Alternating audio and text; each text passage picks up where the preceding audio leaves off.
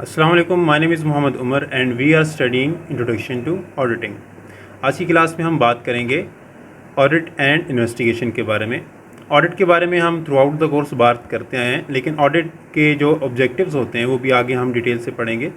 उसमें एक होता है कि ऑडिटर जो होता है वो इन्वेस्टिगेशन भी करता है। ठीक है, आज हम देखेंगे कि ऑडिट एंड इन्वेस्टिगेशन में क्या डिफरेंस होता है। तो चलें स्टार्ट करते हैं।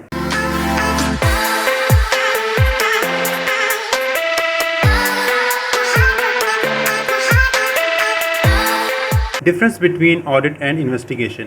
Audit is a examining and reporting on books of accounts of a company. Auditing क्या होता है कि हम रिपोर्टिंग एंड एग्जामिनिंग करते हैं जो कंपनी के बुक्स ऑफ अकाउंट्स हैं उनका, के जो इंटरनेशनल फाइनेंशियल रिपोर्टिंग स्टैंडर्ड्स हैं और कंपनीज एक्ट 2017 है, क्या किसी कंपनी के बुक्स ऑफ अकाउंट और फाइनेंशियल स्टेटमेंट उन स्टैंडर्ड्स को कॉम्प्लाई कर रही हैं या नहीं कर रही। हम ऑडिटिंग में ये चीज़ चेक करते हैं। But the investigation is a process of knowing a particular fact, truth और इंसिडेंट। इन्वेस्टिगेशन में क्या होता है, आपने जनरली जो भी इन्वेस्टिगेशन का कॉन्सेप्ट है, जब कोई इंसिडेंट होता है या किसी फैक्ट या ट्रूथ को खोजा जाता है या उसकी तलाश की जाती है तो हमें इन्वेस्टिगेशन करनी पड़ती है। इन्वेस्टिगेशन के लिए लाजमी है कि कोई ना कोई इंसिडेंट हो उसकी बैक पे या किसी न किसी ट्रूथ के पर्पज से इन्वेस्टिगेट किया जाता है। नेक्स्ट पॉइंट है auditing is conducted annually. Audit जो है एनुअली कंडक्ट होता है, ये मैं आपको कई दफ़ा बता चुका हूँ। गवर्नमेंट की तरफ से ये लाजमी होता है कंपनीज के लिए वो एनुअली ऑडिट करवाएं अपना। वो कौन कौन सी कंपनीज होती हैं? पब्लिक लिमिटेड कंपनी होती है या ऐसी कंपनी जो किसी पब्लिक लिमिटेड कंपनी की सब्सिडरी है, या कोई प्राइवेट लिमिटेड कंपनी जिसका पेड अप कैपिटल 3 मिलियन से ज़्यादा हो। तो बाकी कंपनीज के लिए लाजमी नहीं होता, लेकिन इनके लिए लाजमी होता है कि वो एनुअल ऑडिट करवाएं। उसके साथ ये है कि investigation is conducted according to the requirement of the client. लेकिन इन्वेस्टिगेशन जो है वो एनुअली नहीं होता या उसका कोई टाइम नहीं होता।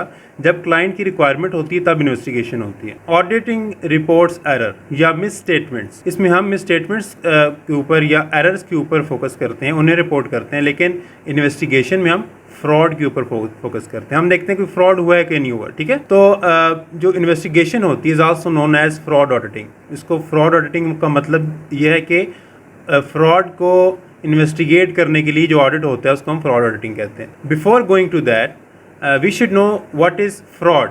फ्रॉड क्या होता है?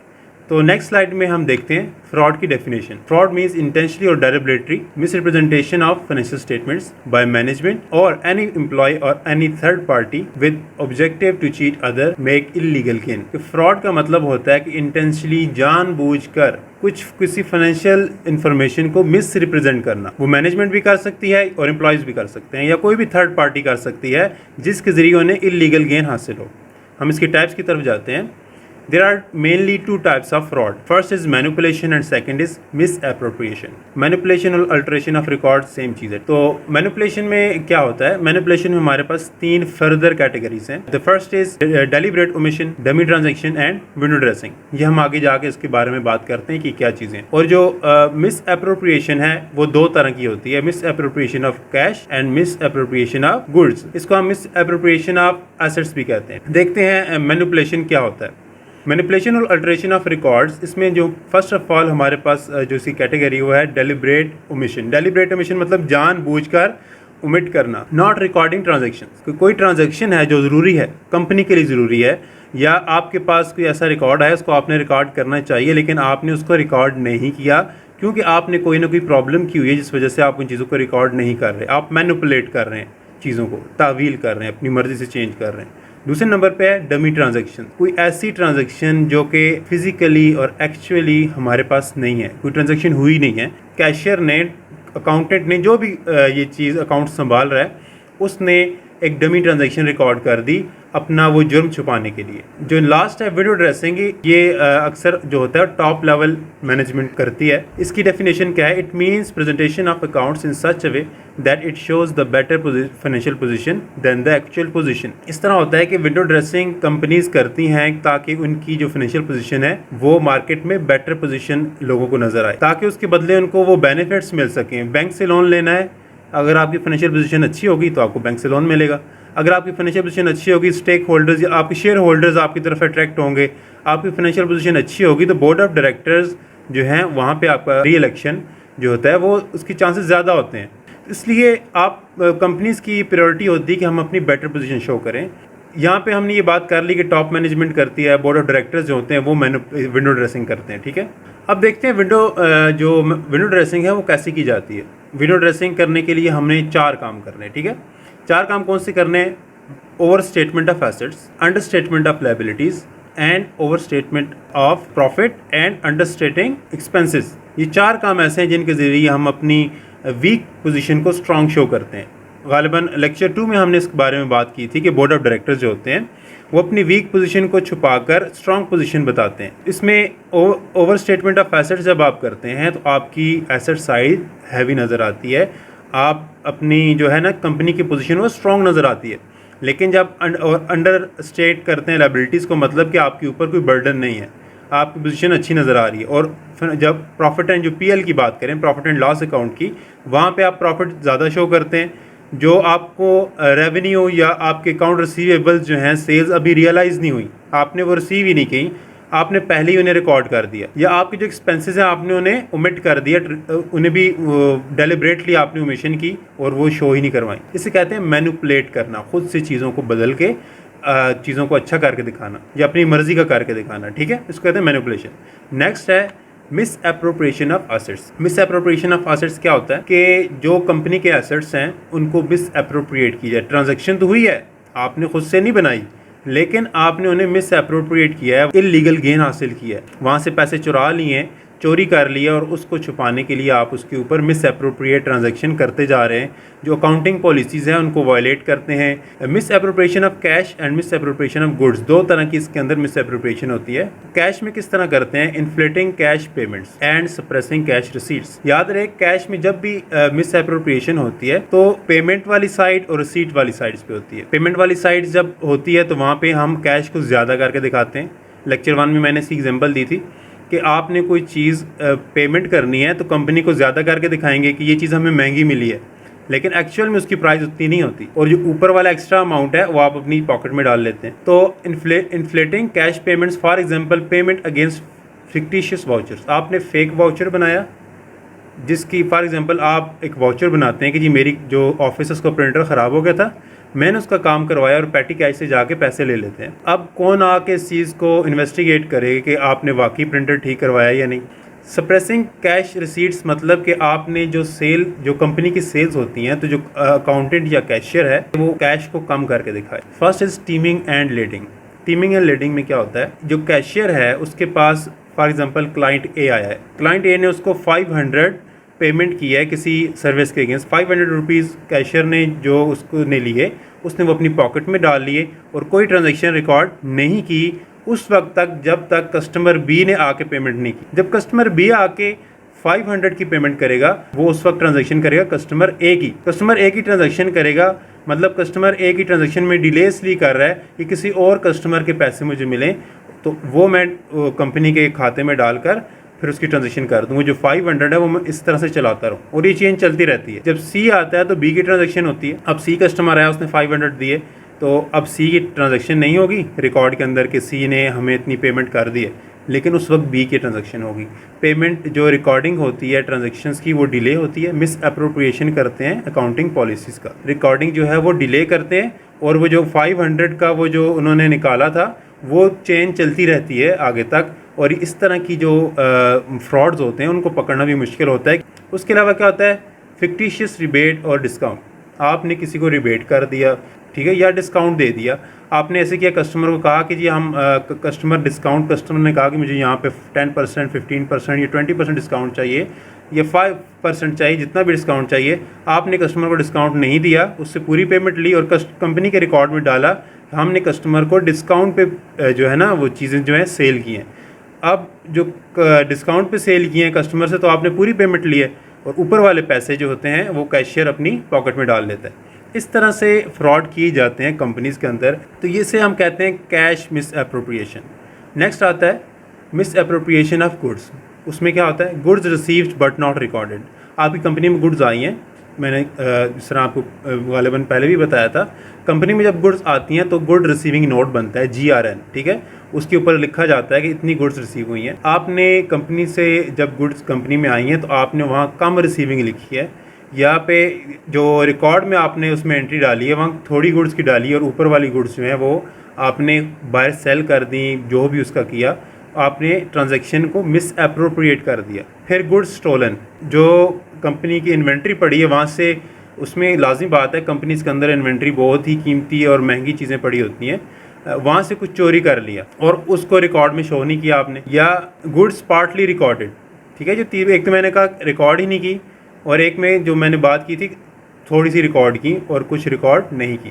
तो इस तरह की होती है गुड्स में। जिस तरह कुछ लोग होते हैं कुछ किसी बड़ी कंपनी में काम कर रहे होते हैं तो कंपनी की कुछ चीज़ें उठा के घर ले आते हैं, ठीक है। कंस्ट्रक्शन कंपनीज में जो लोग काम करते हैं तो अपने घर में अगर कोई मेंटेनेंस करवानी है तो सीमेंट की बोरियां या वहाँ से जो भी इसका सैंड और जो भी मटेरियल यूज़ होता है वो कंपनी का उठा घर ले आते हैं और कंपनी में डाल देते हैं कि जी हमने वहाँ पे कंस्ट्रक्शन में यूज़ कर लिया। अब कंपनी को पता तो नहीं चलता कि ये काम क्या हुआ है ओरिजिनल में। इस तरह की जो मिस अप्रोप्रिएशन ऑफ गुड्स होती है और बिल में डाल देते हैं कि ये सारा कंपनी के खाते में इस्तेमाल हुआ है, ये गुड्स कंपनी ने ही यूज़ किए हैं और एक्चुअल में वो चोरी करके साथ ले जाते। तो ये हमारे पास फ्रॉड की एक कुछ ऐसी इकसाम थी जो आम तौर पर पाई जाती है। नेक्स्ट मूव करते हैं फ्रॉड ऑडिटिंग पे कि आखिर फ्रॉड ऑडिटिंग होता क्या है।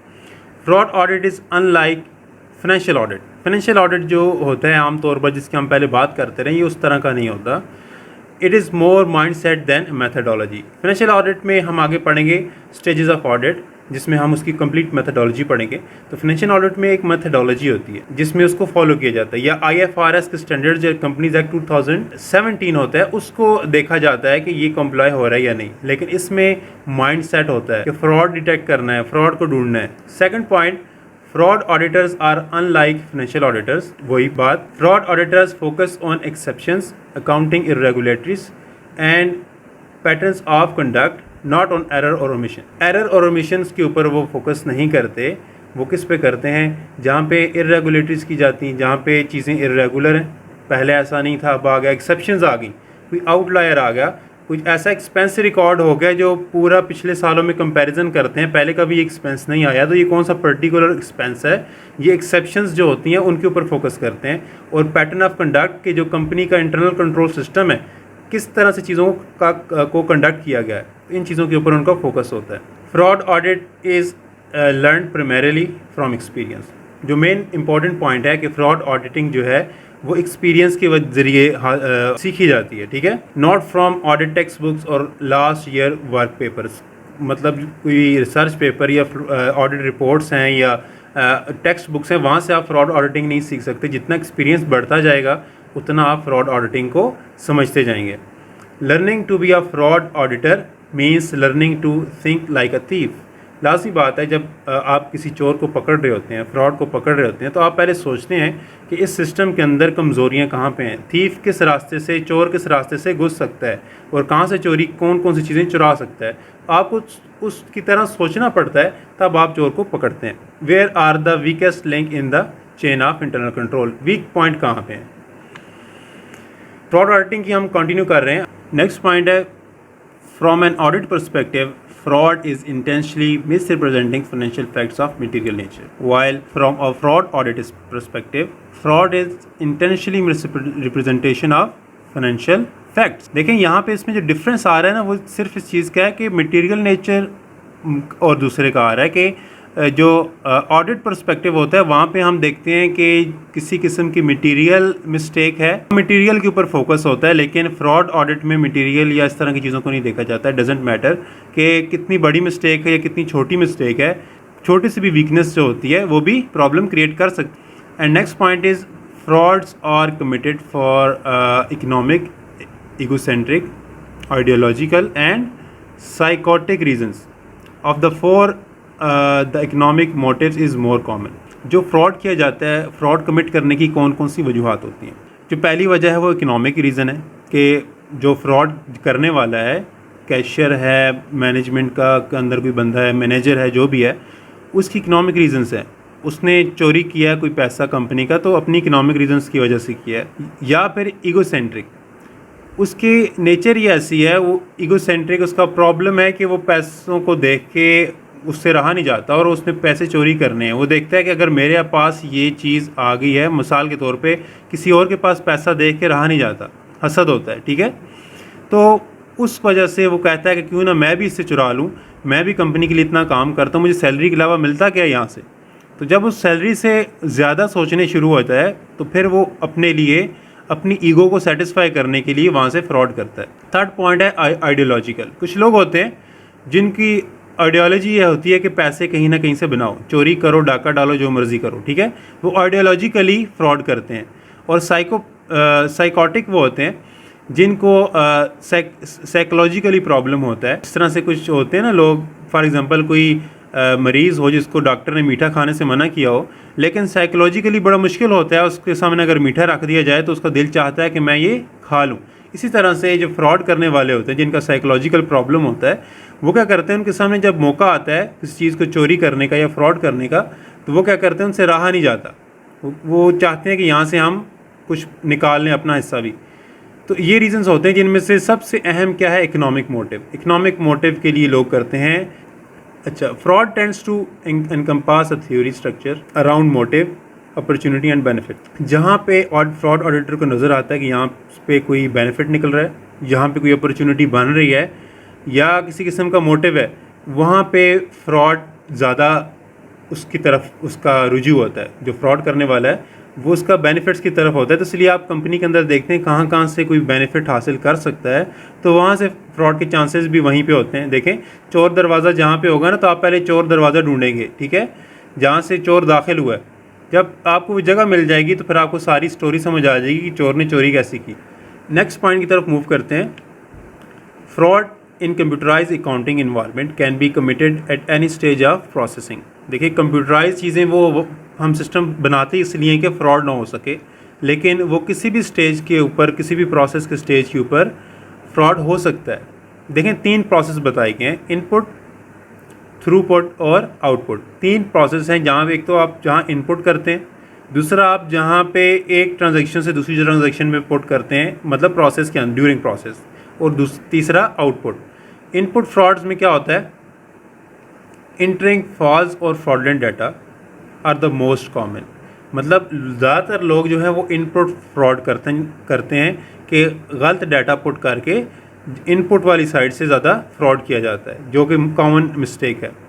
The most common fraudulent scheme by lower level employees involve disbursement. जब कोई कंपनी कोई पेमेंट कर रही होती है, पेबल्स होते हैं, पेरोल होते हैं, ये बेनिफिट या एक्सपेंस क्लेम्स होते हैं जहाँ पे कंपनी ने पेमेंट करनी होती है, डिसबर्समेंट होती है, लोअर लेवल जो एम्प्लॉयज़ हैं वहाँ पे हाथ मारते हैं। फॉर एग्जांपल कोई फोरमैन है, उसको अब कंपनी ने पेमेंट करनी है कि यार जो तुम्हारे नीचे बंदे काम कर रहे हैं उनको आप सैलरीज दे दें। अब 10 लोग काम कर रहे हैं, फोरमैन क्या करता है, 12-15 लोग दिखा देता है, 2-5-4 लोग एक्स्ट्रा दिखा लेता है, और उसमें क्या करता है, उसको उनकी भी पेमेंट मिल जाती है। 10 लोगों को तो सैलरी दे देता है, बाकी पैसे अपनी पॉकेट में डाल लेता है, या अगर कैशियर को साथ मिला ले तो काम आसान हो जाता है। तो इस तरह जितनी भी कॉमन स्कीम्स हैं उसमें लोअर लेवल डिसबर्समेंट के फेज़ के अंदर फ्रॉड करते हैं। The most common scheme by higher level management involves profit smoothing, जिसमें आप कह लें कि deferring expense, booking sales too early, overstating inventory. जिस तरह हमने विंडो ड्रेसिंग में बात की थी ना, वो सारी चीज़ें, ठीक है। प्रॉफिट स्मूथिंग के लिए आप देखते हैं कि हमारा प्रॉफिट है वो स्मूथ नज़र आए, उसमें वीकनेस या उसमें ड्रॉप नज़र ना आए कि प्रॉफिट गिर गया, ये कंपनी वीक हो गई है, ठीक है। वहाँ पे टॉप मैनेजमेंट जो है वो फ्रॉड करती है। Accounting type frauds are caused more often by absence of control than the loose control. ज़्यादातर अकाउंटिंग फ्रॉड किस वजह से होते हैं, लूज कंट्रोल की से ज़्यादा, जब यहाँ वहाँ कंट्रोल सिस्टम होता ही नहीं है। मिसाल के तौर पे एक कंपनी है, उसके अंदर कंट्रोल सिस्टम है, अगर वो कोई चीज़ परचेज़ करती है तो उसका एक प्रोसेस है, वो पब्लिक नोटिस देती है, टेंडर इशू करती है, उस पर कोटेशंस आती हैं, कोटेशन के ऊपर मीटिंग होती है, मीटिंग के बाद फिर जो कोटेशन सेलेक्ट करनी होती है उसको फिर पे ऑर्डर जाता है, पे ऑर्डर के अगेंस्ट वो अपनी जो प्राइसेस होती हैं वो बेचते हैं, फिर उसके बाद उनकी डिलीवरी होती है, कुछ एडवांस पेमेंट जो होनी होती है तो वो भी इस तरह हो जाता है। फिर उसके बाद जब डिलीवरी हो जाती है तो उसके ऊपर GRN बनता है, फिर उसकी जो पेबल होने के बाद उनकी पेमेंट मिलती है, कंप्लीट प्रोसेस होता है। तो जहाँ पे एब्सेंस ऑफ कंट्रोल होता है वहाँ वो ज़्यादा वजह बनता है फ्रॉड्स की, लूज कंट्रोल की निस्बत। Fraud incidents are not growing exponentially but fraud losses are. देखें, फ्रॉड इंसिडेंट इतने ज़्यादा नहीं होते, लेकिन जब कोई फ्रॉड करता है, जब कोई हाथ मारता है, ज़्यादा लूटता है किसी को, तो वो थोड़ा नुकसान नहीं करता, ज़्यादा नुकसान करता है। तो जो इंसिडेंट्स होते हैं वो बड़े होते हैं, वहाँ पे ज़्यादा लोगों को नुकसान होता है, वहाँ पे जो है लॉस बड़ा हो जाता है। ठीक है, फ्रॉड के इंसिडेंट्स तो गिने चुने होंगे, लेकिन जहाँ पे जो इंसिडेंट हुए हैं वहाँ पे नुकसान लॉस बड़ा हो जाता है उसमें। Accounting frauds are discovered more often by accidents that by financial audit purpose और डिज़ाइन। अकाउंटिंग फ्रॉड्स जो हैं वो एक्सीडेंटली सामने आ जाते हैं। कितनी एग्जांपल्स हैं ऐसी कि कैशियर फ्रॉड कर रहा था, एक दिन ऐसा वो मैनेजर आया, उसने कुछ ऐसे डॉक्यूमेंट्स देख लिए जो कि कंपनीज उनको ऑन नहीं करती, कुछ ऐसी चीज़ें थी, ऐसी पेमेंट्स या ऐसी कुछ ट्रांजैक्शंस थी जो उसने मौके पे देखी या कोई महसूस कर लिया कि फ़लाँ ट्रांजैक्शन हुई थी लेकिन रिकॉर्डेड नहीं है, पकड़े जाते हैं। ठीक है, लेकिन वो जो ऑडिट या इस तरीक़ों के ज़रिए वो एक सामने नहीं आते क्योंकि उस पर प्री प्लान्ड होते हैं, काफ़ी प्लानिंग होती है, तो उनको उस तरह पकड़ना मुश्किल होता है, लेकिन वो एक्सीडेंटली सामने आ जाते हैं अक्सर। Over 90% of financial frauds are discovered by accident. 90% आप अंदाज़ा लगा लें, इतना बड़ा अमाउंट है, 90% जो फ्रॉड्स हैं वो एक्सीडेंटली सामने आए हैं। Fraud prevention is a matter of adequate control and work environment that place a higher value on personal honesty and fair dealing. Fraud को प्रिवेंट करने के लिए क्या हो सकता है? आपका जो कंपनी का इंटरनल कंट्रोल सिस्टम है, वर्क एनवायरनमेंट है, वो एडिक्वेट हो, वो इतना हो कि इन चीज़ों को प्रिवेंट कर सके। उसके अंदर आप देखें कि हमारी रिपोर्टिंग जो है, हमारा जो कंट्रोल सिस्टम है, वहाँ पे सेग्रीगेशन ऑफ जॉब हो गया या बाकी अथॉरिटी डिस्ट्रीब्यूशन होगी, वो सारी एक ठीक एडिक्वेट है, इतनी है कि फ्रॉड के चांसेस कम हो। और दूसरा क्या होता है, जिसकी वजह से आपके जो लोग काम कर रहे हैं वहाँ पे एक पर्सनल होनेस्टी और फेयर डीलिंग होती है, जिसकी वजह से आप फ्रॉड को प्रिवेंट कर सकते हैं। यहाँ तक हमारी क्लास थी। Thanks for watching. अगली क्लास में हम देखेंगे कि ऑडिट के स्टेजेस कौन कौन से हैं और ऑब्जेक्टिव्स ऑफ ऑडिट क्या हैं। तो मिलते हैं नेक्स्ट वीडियो में।